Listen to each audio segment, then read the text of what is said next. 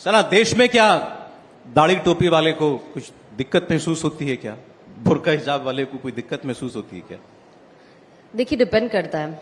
It's your ईमान की निशानी is your दाढ़ी टोपी एंड योर हिजाब. You know, it's the love and connection with Allah सुब्हानहू व तआला.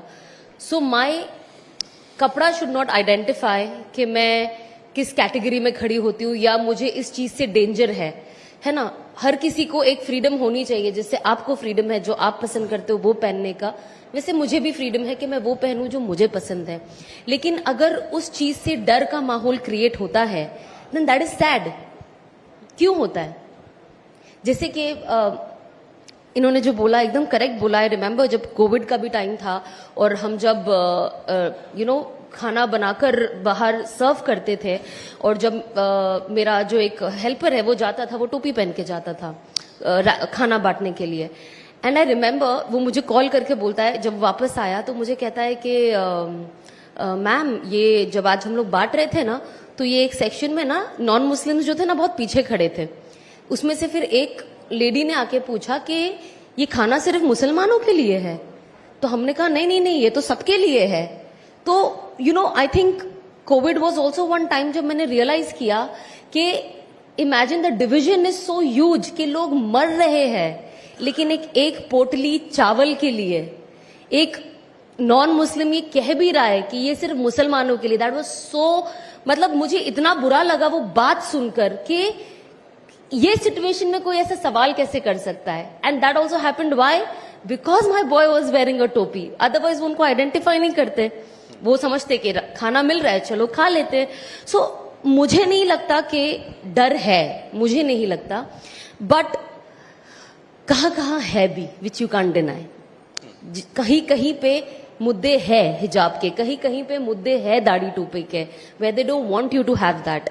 सो वो कहीं जगह पे है एंड आई थिंक उनको उस चीज को आगे रखना चाहिए. खुद जब मुझे शायद टर्म्स मेरे गलत हो सकते हैं, लेकिन आपने बुर्का या हिजाब पहनना शुरू किया होगा, आई एम श्योर उस वक्त ऐसे रिएक्शंस भी आए होंगे, अरे सना खान कट्टरता को बढ़ावा दे रही हैं, अचानक से बदल गई हैं. अभी भी आते हैं सर, अभी भी आते हैं, अभी भी आते हैं.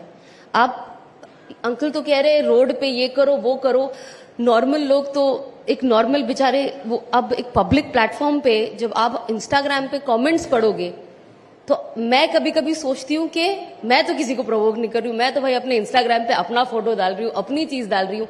But the comments are so hateful against me, my husband, my child who is just 13-14 months now. I was shocked. And जो ये कह रहे सही बात है, you lack education, you lack common sense. और किसी ने कुछ भी बोला, बढ़ जाओ आगे. अब आप इमेजिन करो, मेरा छोटा बच्चा पैदा हुआ, बोलते रहे तो आतंकवादी पैदा हो गया, तो जिहादी पैदा हो गया, ए टेररिस्ट और आ गया, ये कटा मुल्ला. What kind of a language is this? Do you like this? क्यों एजुकेशन नहीं है? And education is not there both the sides. आप समझ रहे हो? आपको कभी कभी इंसान ये सोचे कि भाई ये जवान बच्चे इंस्टाग्राम पे ये सब बात कर रहे हैं, इनके दिमाग में क्या फितूर भरा है कि ये लोग इस बात पे उतर आ गए. पर मुझे इस बात का बुरा नहीं लगता, क्योंकि मुझे लगता है जब इन्हें कुछ पता ही नहीं है तो इनके बारे में बुरा क्या मानना. आपको कोई चीज की नॉलेज हो, नॉलेजेबल इंसान अगर ये बात करे तो आप बुरा भी मानो. अब कोई एक फेसलेस इंसान ये सब बात कर रहा है, the only tension and the fear that I feel at that point of time is where is the country going. जब यूथ ऐसी हरकत करता है, बिकॉज यूथ ही तो फ्यूचर है ना इस कंट्री का. हर कंट्री का फ्यूचर इज यूथ. अब इमेजिन वो ये सब बातें करता है तो डेफिनेटली जैसे कहा बहुत शर्मनाक बात है ये तो जो आपने बताई. या it's even if you go now, अगर आप मेरे अभी भी कोई पोस्ट पे जाओगे तो आपको नीचे दिखेगा ये. ऐसा नहीं है कि नहीं है. तो आप सोचिए, जब एक पब्लिक फिगर को एक उसके प्लेटफॉर्म जो ना वो प्रोवोक कर रहा है, आपको कुछ ही नहीं कर रहा है, वो अपने दुनिया में अपनी लाइफ में मस्त है. जब आप उधर इतना टारगेट करते हो तो आप दूसरी जगह पे क्या करते होगे? ये जो थोड़े a small bunch of mental people. नहीं, ये तो बहुत ही, this is not vast majority, I am talking about a very small bunch of people. But वाहियात जिसने भी लिखा होगा. या